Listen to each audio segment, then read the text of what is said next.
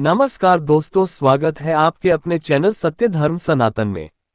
दोस्तों, इस बार सोमवार को पड़ रही है बहुत ही विशेष तिथि। इस विशेष तिथि में आपको अपने जीवन में चल रही कर्ज की समस्या को दूर करने के लिए, रुपए पैसों की दिक्कत को दूर करने के लिए, व्यापार नौकरी की समस्या को दूर करने के लिए और घर में हो रहे लड़ाई झगड़े की समस्या को दूर करने के लिए एक लोटा जल से एक ऐसा कार्य करना है जो आपके जीवन से इन सभी समस्याओं का अंत करके आपको सुख, समृद्धि और वैभव की प्राप्ति करवाता है। तो चलिए जानते हैं क्या है वो उपाय। लेकिन उससे पहले प्रार्थना, अगर आप चैनल पर नए हैं तो कृपया चैनल को सब्सक्राइब अवश्य कर ले। देखिए, इस सोमवार को बहुत ही विशेष मुहूर्त बन रहा है, तो दो बहुत ही खास उपायों की बात करेंगे। पहला उपाय धन प्राप्ति के लिए होगा और दूसरा उपाय कर्ज की समस्या को समाप्त करने के लिए होगा। तो चलिए बात करते हैं पहले उपाय के लिए। जिन लोगों को धन प्राप्ति में समस्या हो रही है, बहुत सारे प्रयास करते हैं, मेहनत करते हैं, अपनी नौकरी के लिए बहुत सारे प्रयास करते हैं, लेकिन नौकरी नहीं लग पा रही है, जिसकी वजह से धन प्राप्त नहीं हो पा रहा है। या फिर वह व्यापार करते हैं तो व्यापार में उनको उचित लाभ नहीं हो पा रहा है, या फिर वो नौकरी करते हैं तो नौकरी में उन्हें अपनी मेहनत के हिसाब से पैसा नहीं प्राप्त हो पा रहा है। तो अगर आपको धन से संबंधित कोई भी समस्या हो रही हो तो पहला उपाय आपके लिए है। तो इसके लिए सबसे पहले आपको जरूरत पड़ेगी एक तांबे का लोटा।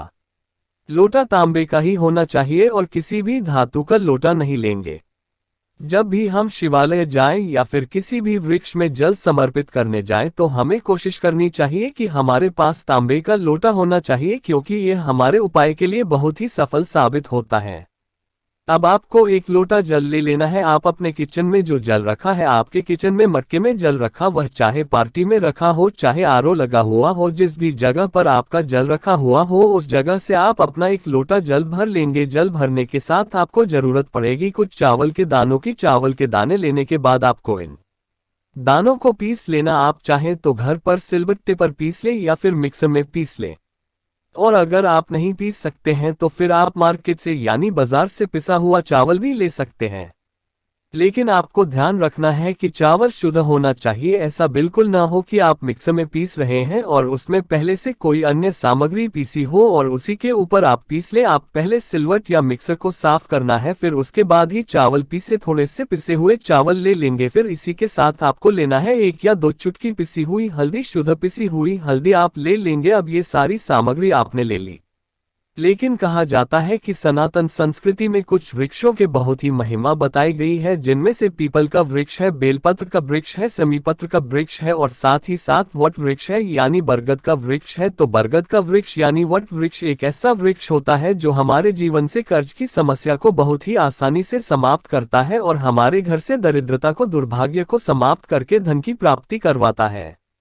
इसलिए आपको ये सारी सामग्री लेकर पहुंच जाना है वट वृक्ष के नीचे। वट वृक्ष यानी बरगद वृक्ष के नीचे आप ये दोनों सामग्री, थोड़ा सा जो पिसा हुआ चावल लेकर आए हैं और 1 या 2 चुटकी जो आप हल्दी और पिसा चावल लेकर आए हैं, ये सब आपको एक लोटा जल में डाल देंगे। जल में डालने के बाद आपको यह एक लोटा जल बरगद वृक्ष की जड़ में समर्पित कर देना है। जल समर्पित करते समय आप लगातार वटकेश्वर महादेव इस नाम का स्मरण करते जाएंगे। कौन से महादेव? वटकेश्वर महादेव। लेकिन ध्यान रखें, धन प्राप्त के लिए ये उपाय आपके लिए बहुत ही सफल साबित होगा। आप जितनी देर जल समर्पित करें, बहुत ही धीरे धीरे जल समर्पित करते जाएं और लगातार वटकेश्वर महादेव का स्मरण करें। फिर उसके बाद वहीं पर थोड़ी देर बैठकर 1 मिनट या आधा मिनट या 2 मिनट बैठकर वटकेश्वर महादेव से आपको प्रार्थना कर लेनी है कि मेरे जीवन में इस व्यापार से संबंधित, इस नौकरी से संबंधित या अन्य किसी भी कारण से संबंधित धन की प्राप्ति होने में समस्या आ रही है। मेरे जीवन में बहुत ही ज्यादा दुर्भाग्य चल रहा है। मैंने बहुत सारे प्रयास कर लिए हैं, बहुत मेहनत करता हूँ, लेकिन मुझे धन की प्राप्ति नहीं हो पा रही है। हे मेरे वटकेश्वर महादेव, मुझ पर कृपा कीजिए और माँ लक्ष्मी की कृपा मेरे जीवन में हो, जिससे मुझे भी धन प्राप्ति का लाभ मिल सके। आप ऐसी ही वटकेश्वर महादेव से प्रार्थना करते हुए वापस अपने घर आ जाएंगे।